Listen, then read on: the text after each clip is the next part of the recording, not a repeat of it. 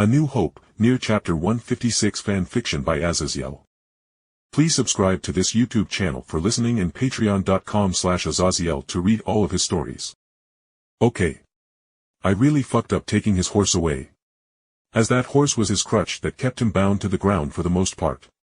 So without his horse keeping him inlaid upon the ground, he had free rein to use his mastery of gravity magic to fly through the air after me.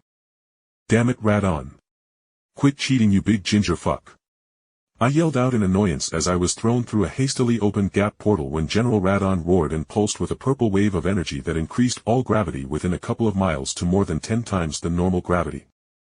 Having 10 times normal gravity even on myself for more than 30 seconds could be dangerously debilitating, but I wasn't without my own methods. As just to give my own response to his attacks, I held a hand out at the flying figure that was rushing towards me, and I then with a snarl slammed my hand downwards, and in response of flaring my magic a massive lightning bolt that burned all the dust and rot in the sky slammed into Radahn with a mighty rumble of force that made my chest hurt from the force of the lightning bolt.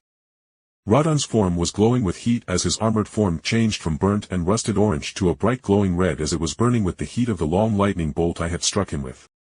But even with his armor cooking him, Radahn didn't stop or hesitate as he slammed his swords into the ground, and then he held up his two hands up into the air with a massive swirling ball of purple energy formed.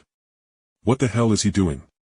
I thought in confusion as I marshaled my power to hit him again with another bolt of lightning. Instead, though, I heard a two's voice roaring through my comm units. Jake, get the fuck out of there. He has already summoned an entire meteor shower that's going to slam down all over Caelid. I felt ice enter my veins as Radahn's title hit my mind in a whisper. Star-Scourge General Radahn. You fucking monster. I muttered as already I could see red streaks of light coming through the air in the dark sky. As the meteors Radahn used his gravity magic to begin pulling towards us were flying in all directions.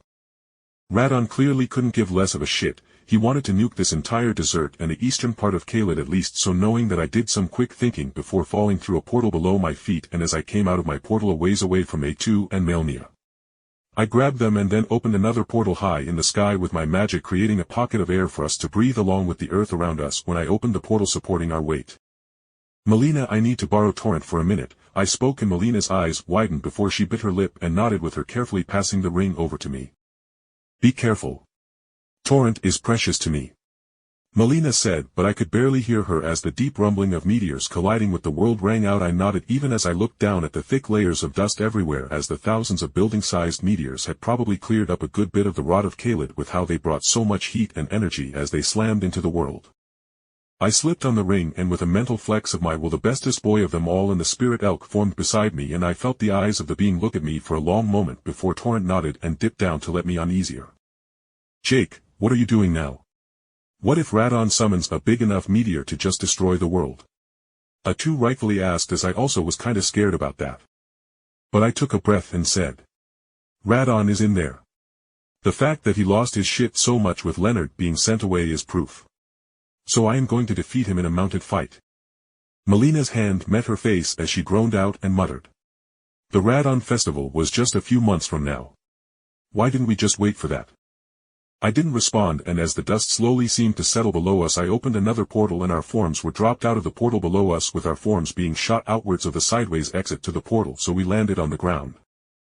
Already I could feel Radahn's magical signature in the distance, so giving A2 a look to keep an eye out on Melia, I rushed back into battle, but this time mounted on Torrent. Radahn! Mount up and fight me!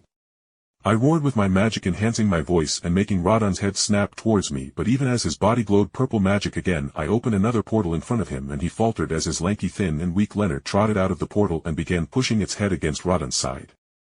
While he gently got onto Leonard's back, I was still rushing towards him on Torrent, and after a moment he began charging towards me as well, with both of his huge swords ready in the air as I held up my own sword in challenge. And as our swords came to meet, I made my move as just like all those weeks and months ago back in the ring, fighting Pyrrha, who could do kooky shit with her semblance to make herself stupidly strong. I closed the gap of all of Radahn's momentum in a split second to make him stagger, and then my sword slammed home into his shoulder with him grumbled in slight pain, but with a flex my Torrent disappeared as I got onto Radahn's large back was no smaller than fully grown elephant's back.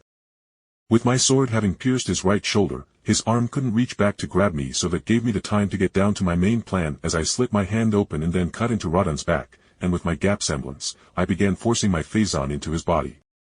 And now it was just a fight between my Phazon and the remnants of Millennius rot.